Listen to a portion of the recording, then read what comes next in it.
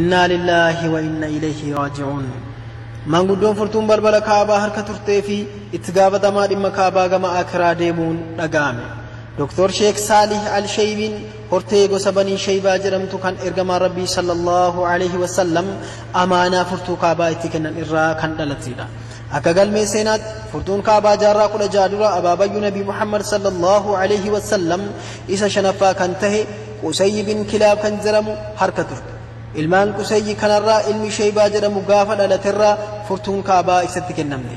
Gaafa sanirraa waggaa 1600 irraa hortee banuu shaybaa kanatti osoo dabarfamtuu jaarraa 16 lakkoofsiftee har'a dhaqqabdee jirti.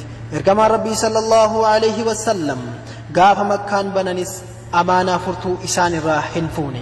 Akkas jechuun itti jabeessan furtuu kana qabaa yaa banii shaybaa abadan harkuma keessan haa teessu. nama jallataa malee namni isin harkaa fuudhu hin jiru jedhaniin. Gaafa sanirraahis qabee baniin shaybaa furtuu kaabaa qabu qofa osoo hin taane kaabaa dhiquu uffata isaa yoo moofa'e jijjiiruu warra isa ziyaaruu dhufe simatu maqaama nabi Ibraahim alayhi salaam tiksuudhaan itti gaafatamummaa guddicha kana har'aan gahaniiru.